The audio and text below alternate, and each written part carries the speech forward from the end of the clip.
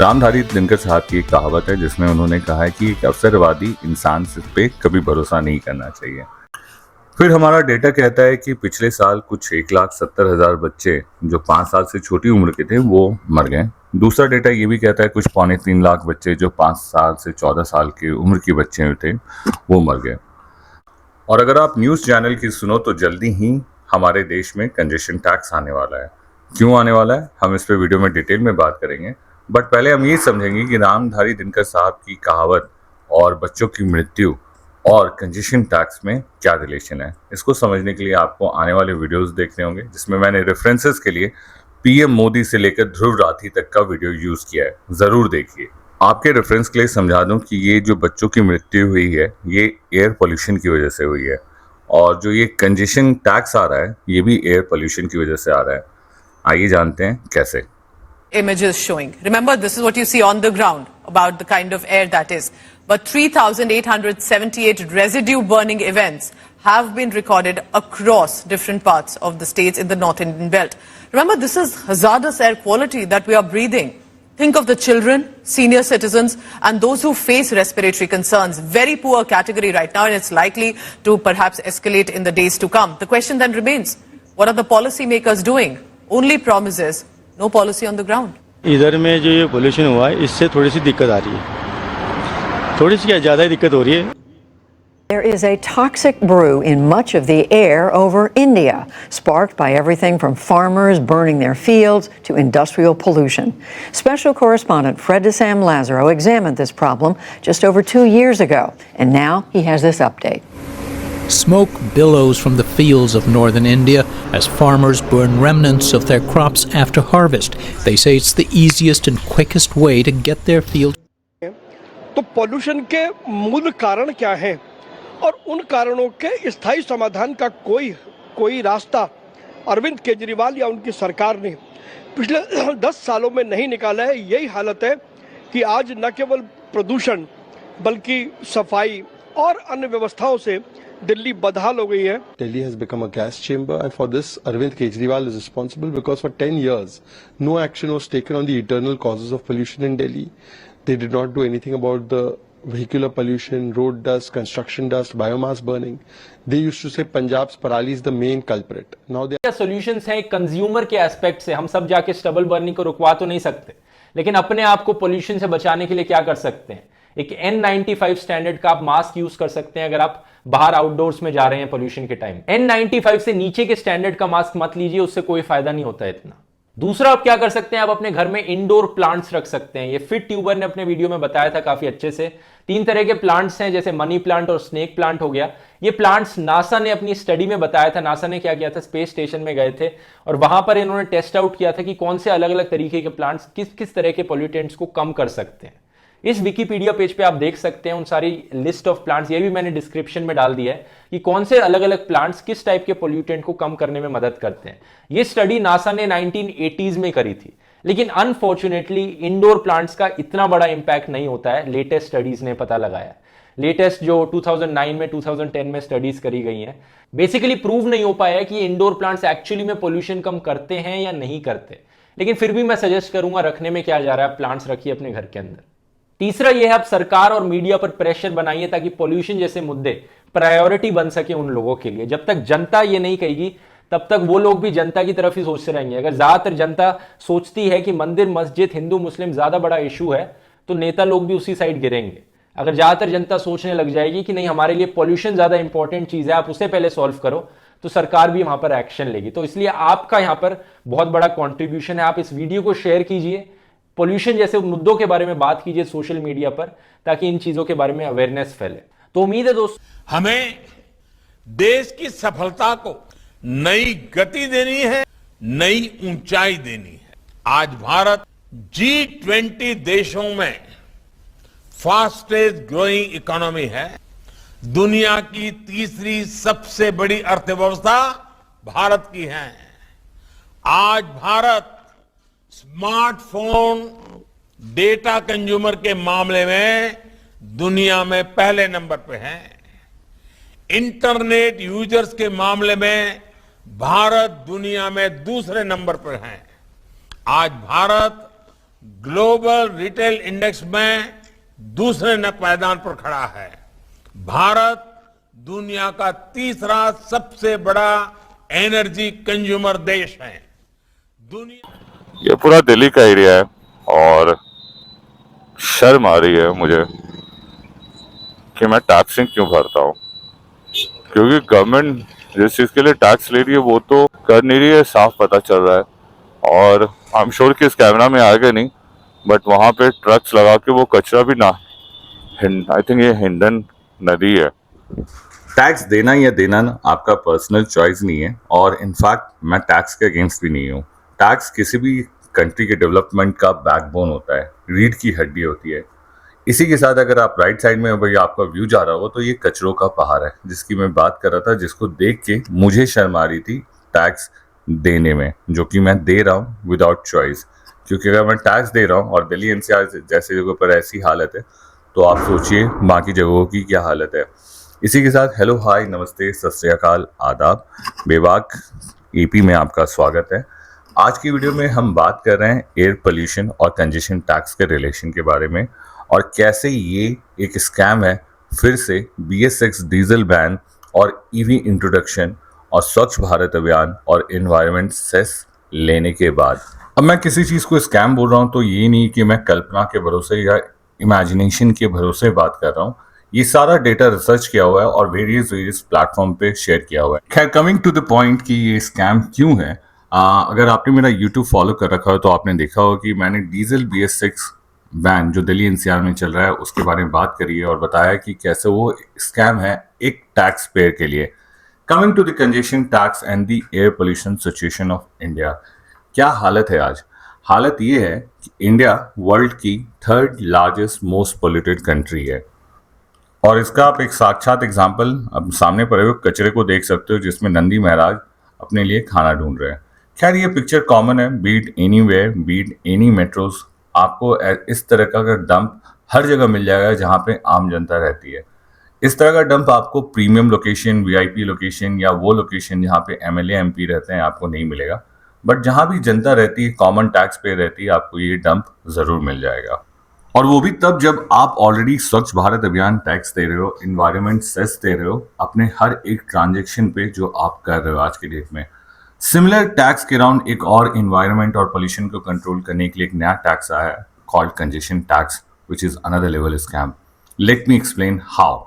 सी, pollution एक गंभीर मुद्दा है, ये बात आप समझ गए होगे आए दिन न्यूज चैनल देख के, और जो मैंने वीडियो के क्लिप्स और रेफरेंसेस डाले। ध्रुव राठी जैसे यूट्यूबर को भी इस पे वीडियो बनाना पड़ रहा है और बहुत सारे लोग इस पे ऑलरेडी वीडियो बना चुके हैं। इसलिए मैं आज अपने वीडियो में ये बात नहीं करूंगा कि एयर पोल्यूशन क्यों होता है, एयर पोल्यूशन से बचने के लिए क्या करना चाहिए। आप ध्रुव राठी जैसे बहुत सारे यूट्यूबर को फॉलो कर सकते हैं जो ऑलरेडी इन पे बात कर रहे हैं। हम उनके बारे में बात नहीं करेंगे, हम बात करेंगे एक ऐसे अवसर के लिए जिसको गवर्नमेंट कभी चूकती नहीं है। अब बहुत सारे डेटा पॉइंट्स को अगर आप देखोगे तो हर साल ऑलमोस्ट 18 से 19 लाख लोग बीमारियों से मर रहे हैं। अगर मैं पिछले 10 साल की डेटा की बात करूं तो 90 लाख लोगों की मौत हो चुकी है एयर पोल्यूशन की वजह से।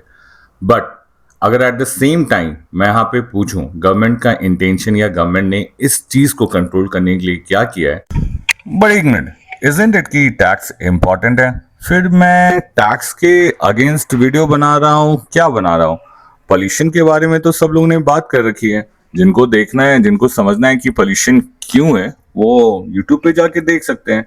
मैं क्या करने वाला हूँ, मैं आपके सामने लाऊंगा लेमैन फॉर्म में डेटा, एक ऐसा डेटा पॉइंट जिसको आप समझ सको। तो अभी अगर आप स्क्रीन देख रहे हो तो आप देख रहे हो कि मैंने यहाँ पर ट्रांसपोर्ट को 28% डाल रखा है, एग्रीकल्चर को 20% डाल रखा है। क्या ही? सो बेसिकली ये आपके सोर्सेज ऑफ पॉल्यूटेंट्स हैं जिसकी वजह से इंडिया परेशान है। इंडिया में PM पार्टिकल का इशू है, इंडिया में कार्बन मोनोक्साइड का इशू है, nitrogen oxide, volatile organic compounds, इन सब चीजों की वजह से लोगों की डेथ हो रही है। इंटरेस्टिंग पार्ट है, इसके लिए आपको वापस से इस पर्टिकुलर इमेज पे आना होगा।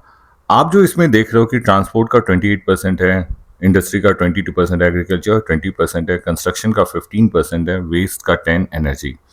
अगर आप इसको टोटल करोगे तो ट्रांसपोर्ट जिसमें मिक्स ऑफ पैसेंजर और कमर्शियल व्हीकल है, अब इसको अलग कर देते हैं।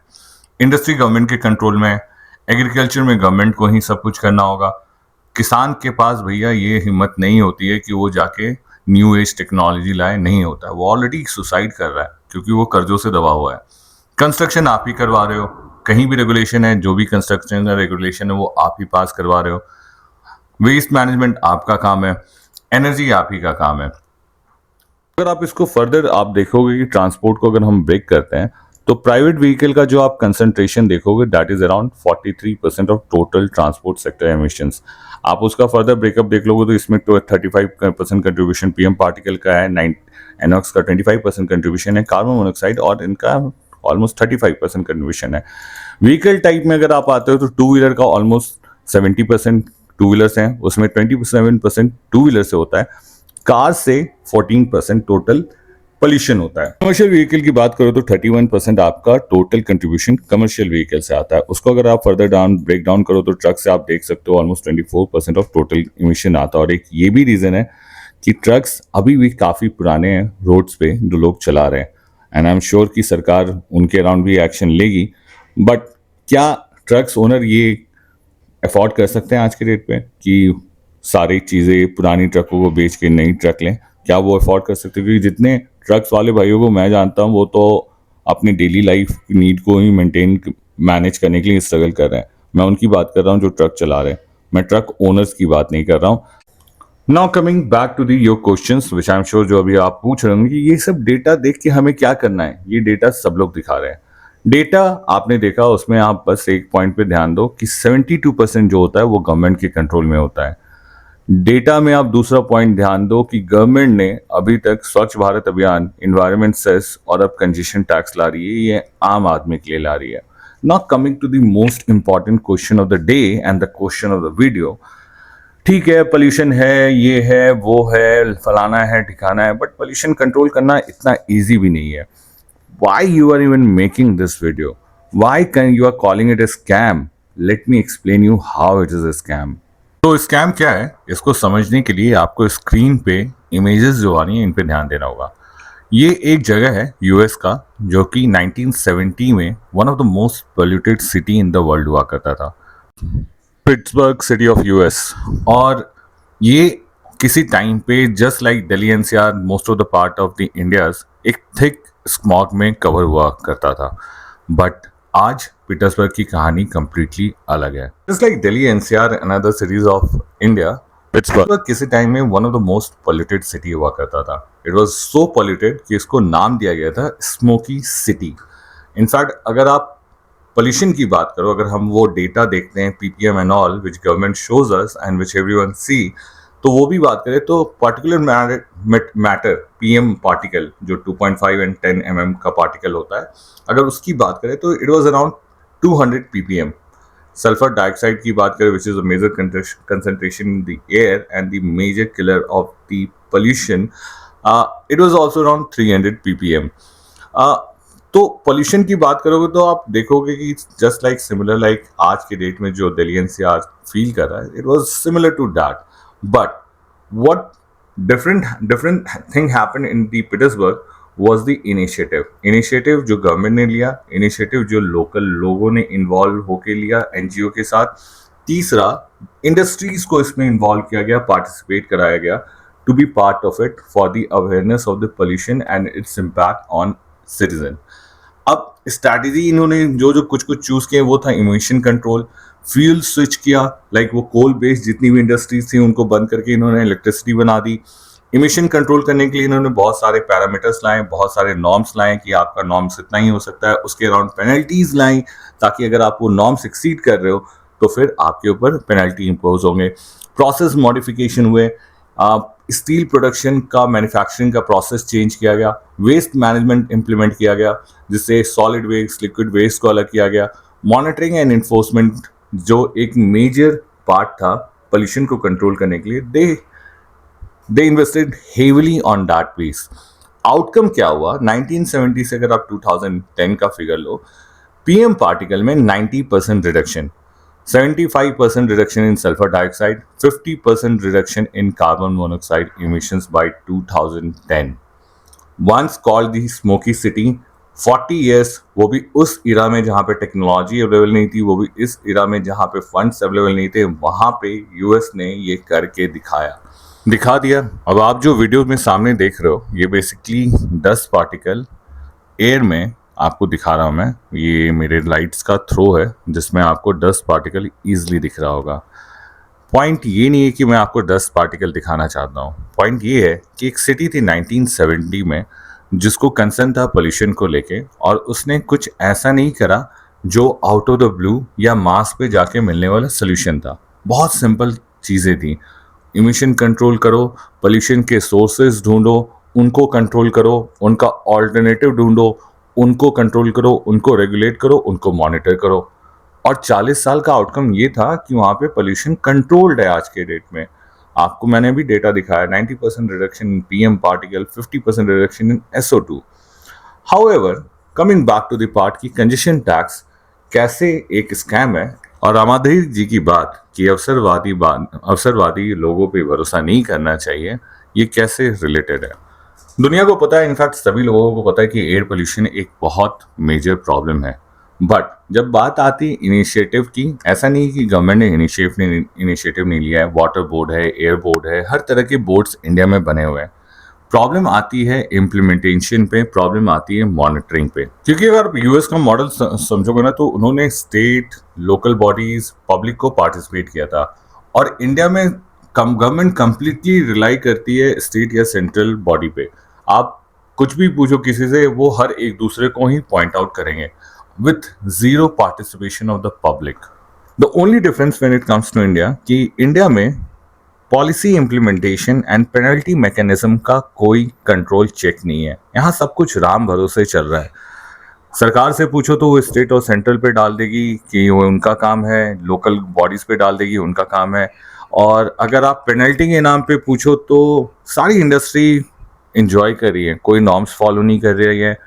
एक यूट्यूबर है अर्थवरी, इंस्टाग्राम में भी उनका चैनल है।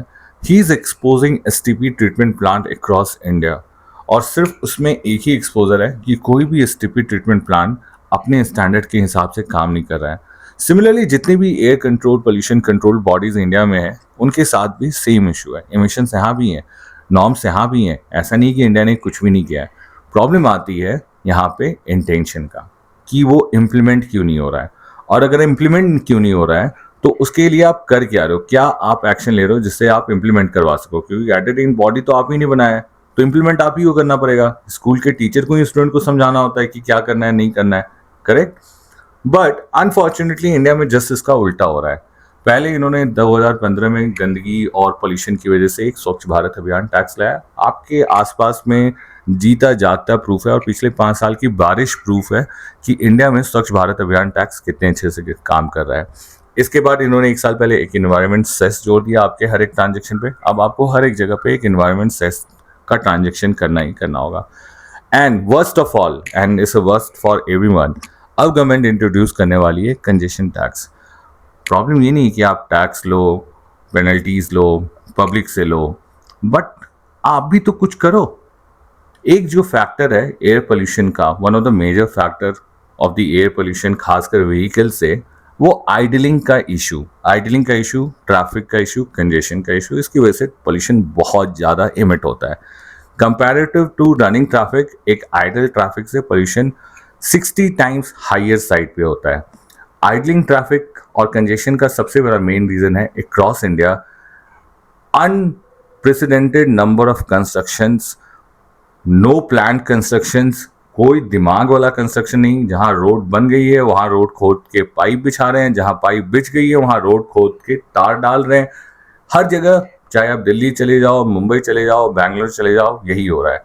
कहीं पे मेट्रो खुदी हुई है, कहीं पे रोड खुदा हुआ है, और सब कुछ बन ही रहा है, एक साथ बन रहा है, बनाए जा रहे हैं। धूल उड़ी जा रही है, कोई उसके अराउंड कंट्रोल नहीं है। ट्रक्स पे ट्रक्स लोड होके धूल आ रहा है, उसके अराउंड कोई कंट्रोल नहीं है। क्योंकि एट द डेन इन सब चीज़ की भरपाई करने वाला एक आम आदमी है, जिसकी इन सारे चीज़ों की वजह से, इन सारे पोल्यूशन की वजह से डेथ हो रही है। या तो वो ट्रीटमेंट करवाने के लिए हॉस्पिटल जा रहा है, हॉस्पिटल अपने एवर हाईएस्ट प्रॉफिट्स रिकॉर्ड कर रही है। 13,500 करोड़ कोई छोटा अमाउंट नहीं है। और अगर ये बीमारी सरकार की दी हुई है तो सरकार को इंश्योर करना चाहिए कि इन बीमारियों से रिलेटेड होने वाली ट्रीटमेंट और एक्सपेंस को एटलीस्ट सब्सिडाइज किया जाए या फ्री ऑफ कॉस्ट किया जाए। और अगर आपको अपना बचपन याद होगा, अगर आप 90s 2000 के किड हैं, तो आपके स्कूल में, हमारे स्कूल में एक बात बताई जाती थी कि नॉन प्रॉफिट ऑर्गेनाइजेशन, जिसमें स्कूल और हॉस्पिटल की बात होती थी। आई डोंट अंडरस्टैंड कि इसमें काम करने वाले लोग कब से ग्लोरीफाई करने लगे कि हम इतना कमाते हैं और हम इतना कमाना चाहते हैं। आपका काम ही था, आपके जॉब का जॉनर ही था, उसका एक सिंपल फीचर था परोपकार करना। You cannot expect return, and that's to monetary benefit, huge profit वाला benefit. It's a shame. खैर, आप मुझसे पूछोगे, पोल्यूशन एक ऐसा इशू है जो इंडिया में मॉनेटरी पर्पस के लिए यूज़ किया जा रहा है। Let it be water pollution, let it be air pollution, let it be food adulteration. यहाँ किसी भी तरह का कोई भी इशू जिससे आम आदमी इम्पैक्ट होता है, गवर्नमेंट वहाँ बिजी है पैसे छापने में। हर जगह वो टैक्स लगा रही है, हर जगह वो कुछ ना कुछ इम्प्लीमेंट कर रही है जिससे आम आदमी ही प्रॉब्लम में जा रहा है। और अगर आप मुझसे पूछोगे कि ये क्यों हो रहा है, वो इसलिए हो रहा है क्योंकि हम सवाल नहीं पूछते हैं, और जब तक हम सवाल नहीं पूछेंगे लोग रिस्पॉन्सिबल नहीं होंगे। मैं हर वीडियोस में बोलता हूँ, हम लोग को सवाल पूछना होगा। इट्स वेरी ईजी, एक प्रेरोगेटिव बोलो, एक वीडियो बनाओ, एक डेटा दो और उसको प्रूव कर दो, बट जब तक आप उस पर सवाल नहीं पूछोगे आपको पता नहीं चलेगा कि वो डेटा कहाँ से आया, कैसे आया। जैसे नितिन गडकरी साहब के लिए बहुत इजी है BS6 डीजल बैन करना। मैंने अपने पिछले वीडियो में भी बताया था। अगर आपने अभी तक मेरा वीडियो नहीं देखा है तो मेरे चैनल को सब्सक्राइब करिए, अपना ख्याल रखिए, अपने आसपास के लोगों का ख्याल रखिए। Do let me know in the comment box कि आपको मेरा ये वीडियो कैसा लगा। डू लेट मी नो कि अगर आप मेरे व्यू पॉइंट से एग्री करते हैं नहीं करते हैं, क्योंकि महात्मा गांधी जी का कहना था कि जिस तरह का आप देश चाहते हो वो आपको बनना पड़ेगा। The change you want to see in the country is the change you have to